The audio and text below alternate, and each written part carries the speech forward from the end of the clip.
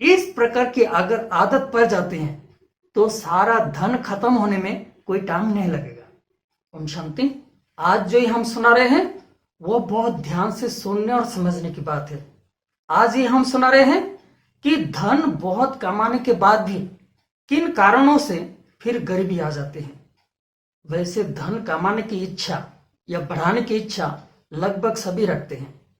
आज माताएं बहनें भी कमाई करने की इच्छा या पैसा जमा करने का बढ़ाने की इच्छा सभी रखते हैं। वैसे कि बुजुर्ग भी इस इच्छा से अपने को संपूर्ण तृप्त नहीं कर पाते हैं। और आपने ऐसे कई लोग देखे होंगे कि पैसा कमाने के बाद, धनवान बनने के बाद भी फिर बाद में कई लोग धीरे धीरे गरीबी आ जाते हैं। तो किन कारणों से गरीबी आ जाते हैं उसका मुख्य 4 कारण है। 4 बातें एक एक करके आपको समझना है।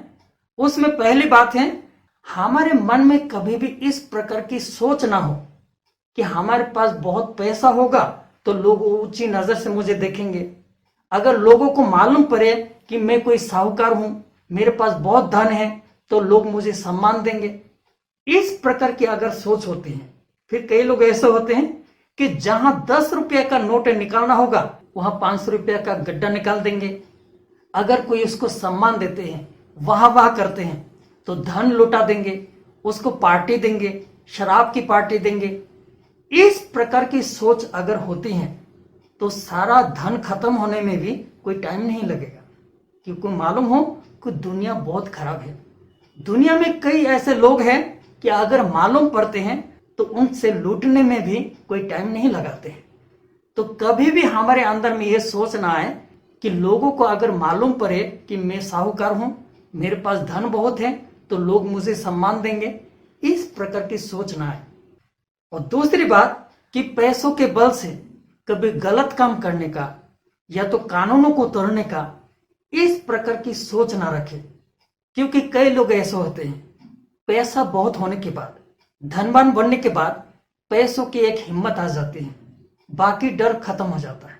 वो ये सोचते हैं कि मेरे पास पैसा है, मैं सब कुछ कर सकता हूं, सब कुछ मैं सुधार लूंगा।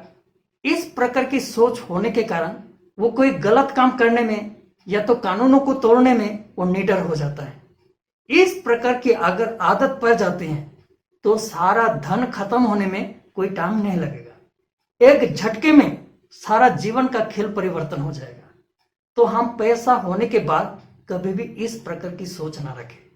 और तीसरी बात है कि धन को, पैसों को कभी भी असम्मान ना करें। इसका मतलब यह नहीं है कि धन को या पैसों को हम भगवान समझकर पूजा करें। भगवान समझकर उसे पूजा करने की बात नहीं है।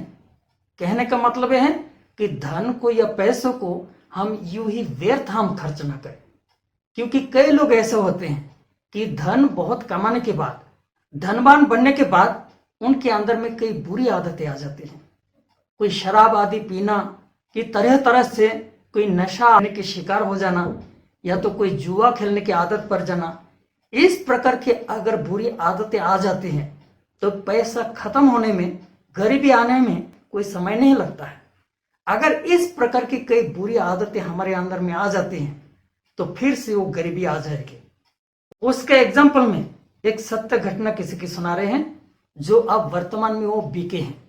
जो उसके पहले उनके साथ जो घटना घटी, उनकी सुनाई हुई बातें आपको सुना रहे हैं।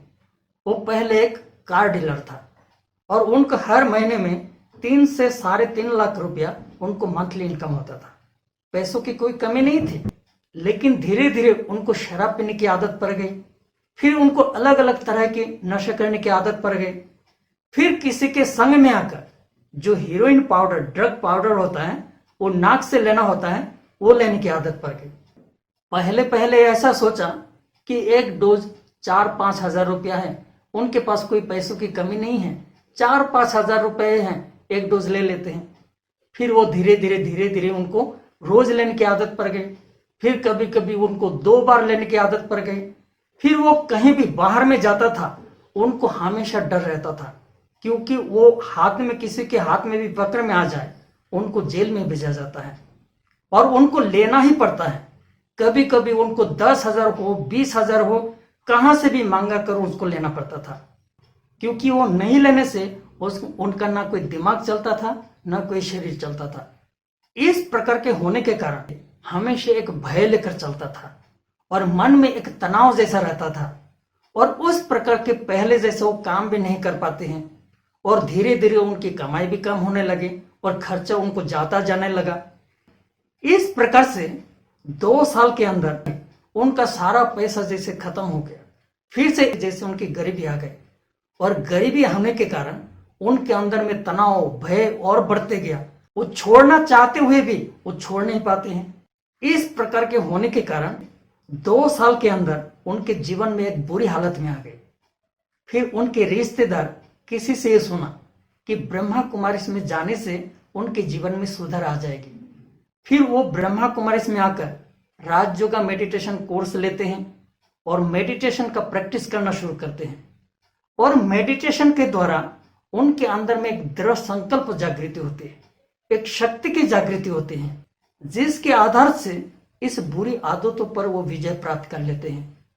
कहने का मतलब यह है कि धन बहुत कमाने के बाद हमारे अंदर कोई इस प्रकार की बुरी आदतें हमारे अंदर में ना आ जाए, उसका हमें ध्यान रखना है।